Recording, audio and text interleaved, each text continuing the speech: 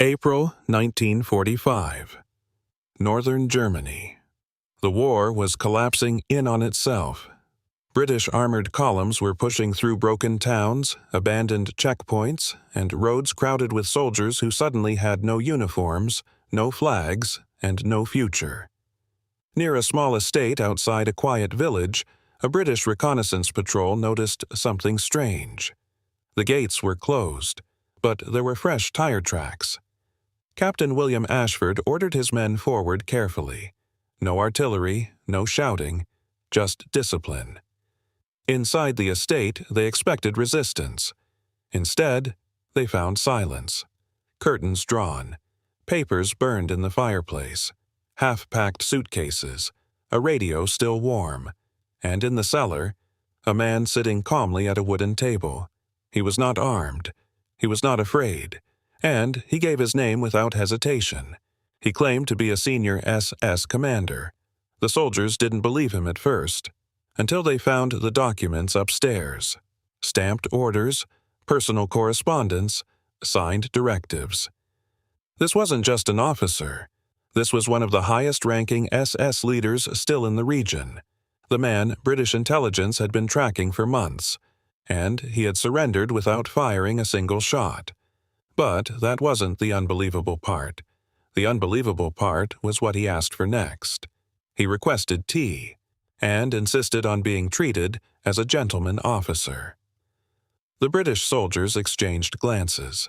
Captain Ashford didn't answer. He simply ordered, "Secure the building.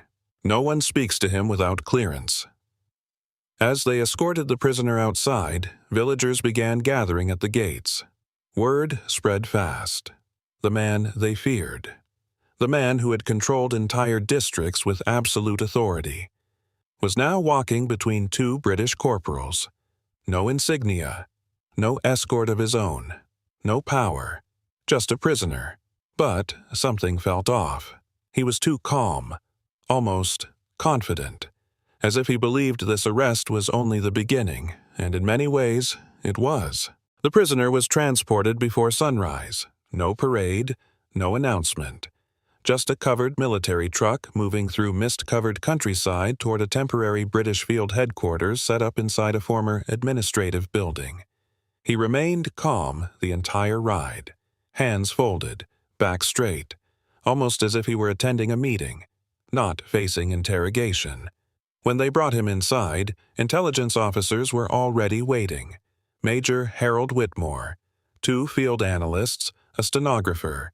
On the table, confiscated documents, maps, intercepted communications. The major began formally. "State your rank and position." The prisoner did, without hesitation, without fear. But then something unexpected happened. Instead of denying responsibility, he began offering information, precise troop movements, names of regional commanders, supply routes that were still functioning. It was too smooth, too prepared. Whitmore stopped the questioning. "Why are you cooperating?" The prisoner adjusted his glasses slightly and replied, "Because, Major, the war is over, but the future is not." The room went silent. He wasn't bargaining for freedom. He wasn't asking for protection. He was offering something else. Value.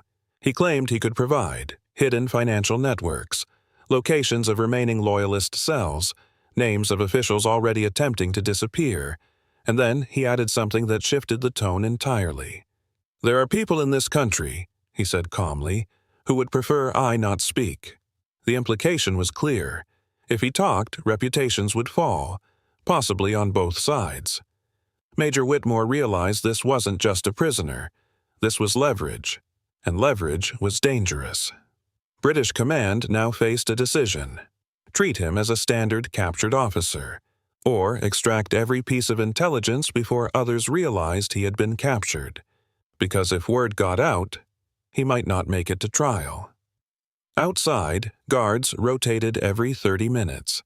Inside, the interrogation continued for hours. But the more he spoke, the clearer it became.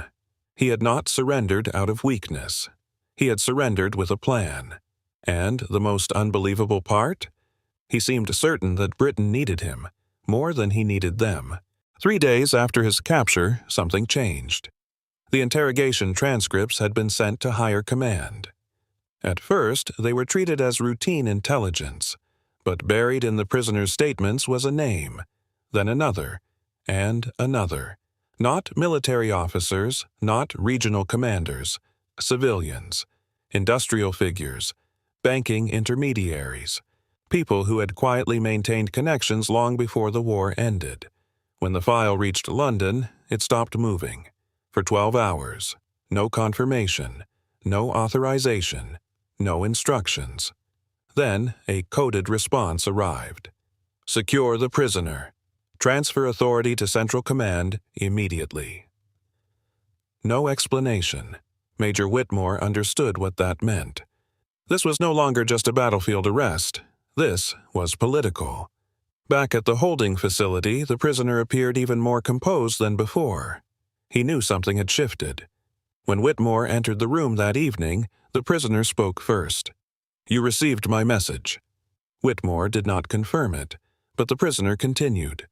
"I told you there were people who would prefer silence." He wasn't threatening. He wasn't boasting. He was calculating. He had provided just enough information to prove his value, but not enough to make himself disposable. British command now faced a dilemma: expose everything and risk diplomatic shockwaves, or quietly extract what they could and contain the fallout. Late that night, an unmarked aircraft landed at a nearby airstrip. Orders were clear. The prisoner would be transferred out of theater immediately. No public announcement, no local record, just a sealed directive signed at the highest level. As he was escorted to the vehicle, something remarkable happened. The villagers who had once feared him stood at a distance. They watched silently, but this time there was no anger, no shouting, only a strange, heavy quiet. Because power had shifted completely. He had commanded fear. Now he was guarded by it. As the aircraft lifted into the fog, Major Whitmore looked down at the final page of the transcript. One sentence circled in red pencil. The war ends on the battlefield. The real struggle begins afterward. London would decide what to do next. But one thing was certain. The man who surrendered calmly in a cellar had changed far more than his own fate. He had exposed how fragile victory could be, and how complicated peace would become.